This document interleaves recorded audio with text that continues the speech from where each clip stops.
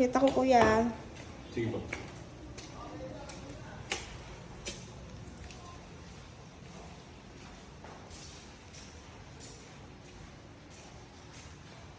Mas maluwag to.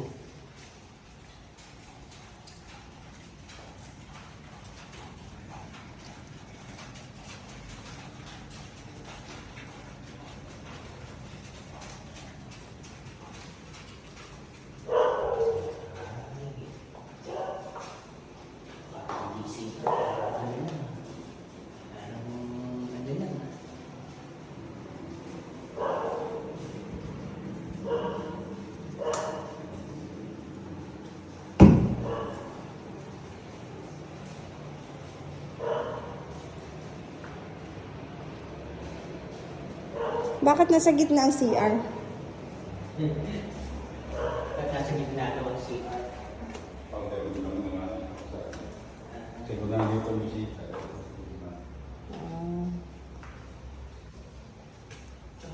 Maano ako sa bintana, sa pinagiging. Hindi ka malulog. Wala ko may nakasinawa din. Oo. Hindi ka malulog na parang yan. Hindi ka pwede mo nilagyan. Ito yung unang room. Master's bedroom.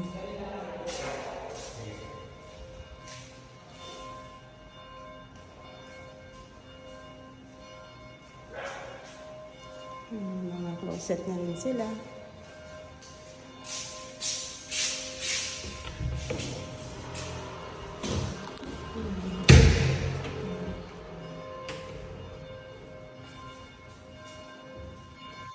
Ito yung sa labas.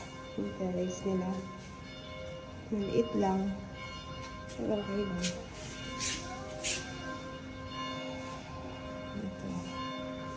Ito yung mga kapitbahay.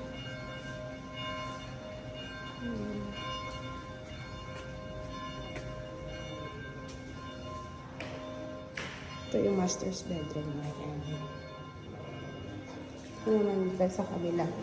May CR din yung master's bedroom. Ang laki. Ito ang CR nila. Nice. Yung master's bedroom. Hot and cold na din. So, dito na tayo sa kabilang room. So, dito, meron ding room. May liguan din dito sa gitna. Para sa dalawang room. Ayan. Ito yung isang room.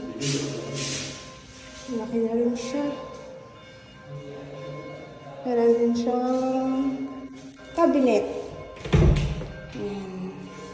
May cabinet na rin siya.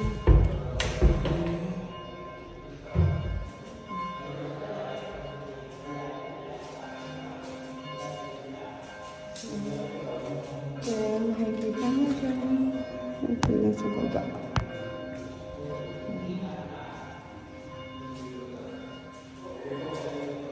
Ayan yung second room. Kasukat lang sila doon sa isa. Ito lang. Cabinet na rin siya.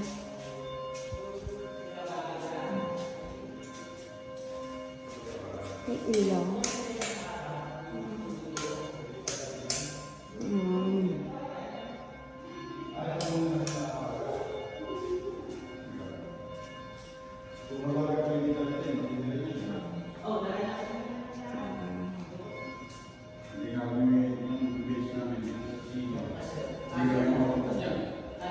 Ito yan. Pinakabuuan.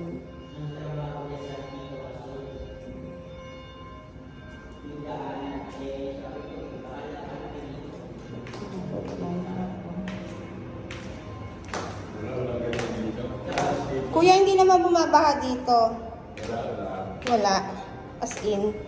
Wala kami experience dito. Isang taon ako dito. Oo. May isang taon ako. Kasi ginawa lang ito. Nag-event namin yung kabila.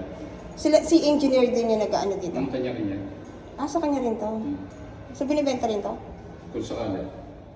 Kayo rin gumagawa? Ako na. Okay. So, tahimik naman dito, kuya. Hindi naman magulo. Oo, iniiwan ko nga bukas yung gate namin dyan. Eh. Oo. Wala naman dito.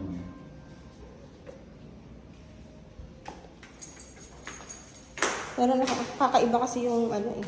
Kasi kung ilalagay mo dyan ang dapat mayroon sa kabila, ano, itong dining, ito yung salas.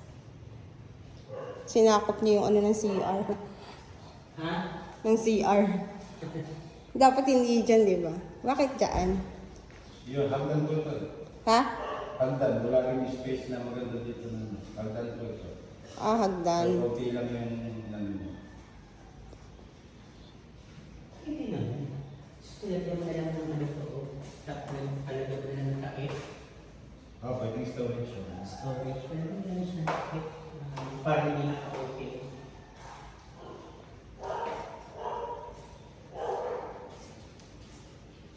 Okay. Kuya, nawawala ng tubig dito? Hindi ah. Bakit siya may tangkay? Nagtabang lang si boss. Ah, nag-abang lang siya. Hindi pa ako nakaranas na walang tulog dito. Isang taon. Pero kuya, open, no? Lalagyan lang ng canopy yan. May ano yan, may propose yan sa ano. May condition sa Ah? Habang yan. Yung maid's room. Pwede. Isang room pa, no? Yung sa kaso, di... Oo. Buwan na lang yan. Ano to? Granite ba to? Types yan, no? Ah, tiles. Okay. Pero yung tubig nyo dito malakas naman. Hindi ganun kalakas, pero hindi mo nawawala. Pero maganda yung may ganyan ka. Kasi parang pag sabi mo na ano, yung kado niya, yung kado ng tubig. Saka ang proposal dito, hindi nga ganun kalakas ang tubig kasi. Although napapahiyap naman sa shower, eh pagka masailan yung ano na medyo mahina dati, may makina na para sa shower. Oo. Abang. Dalawa kasi ang shower sa taas. Ah, oo. Pag nagsabay yun, Mahina. sabay gamitin yun, mawawala. Dalawang gamitin. Ah. Isa na. Dito mo pwedeng dalawang sasakyan ng kasya. Kasi yung medyo maliit. Bakit kasi napakalaki naman ng garahe compare dito sa salas? Isang sasakyan, bawa may motor, tapos pagkaanan ito. Oo. Yun ka naman mo direct sa parking na. Malawak na. Marami kang pwede din dyan. Dito mo karanahan. Pwede naman sa inyo eh. Pwede niya naman gawin kahit kwarto to eh. Ha? Division lab naman yan. May kwarto na. Basta ang sasakyan, pwede naman sa labas eh. Hindi ba may higpit dito? Hindi naman. Hindi, ibig sabihin, hindi mahigpit sa mga nagpaparking sa gilid. Mm. Maano yung buwan, kaya umili ko talaga sila. Pero hindi sila naninita na lahat tumuon yan. Oo. Feeling mo sa'yo ah. Bahay na bahay mo ah. Anong province mo kuya? Anong province mo may-ari?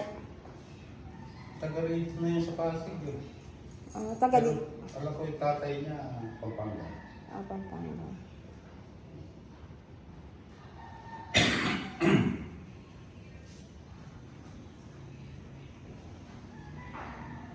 Ano to? Bakal ba yung kulay brown na yan? Bakal yan. Ah, okay. Hindi na pwede tawagan si mama. Tulog na pa yun. Ang oras pa lang. Sabi mo, magising. Alas 3 pa lang. Mas gusto niya nakikita niya kasi sa ano ganyan kaysa yung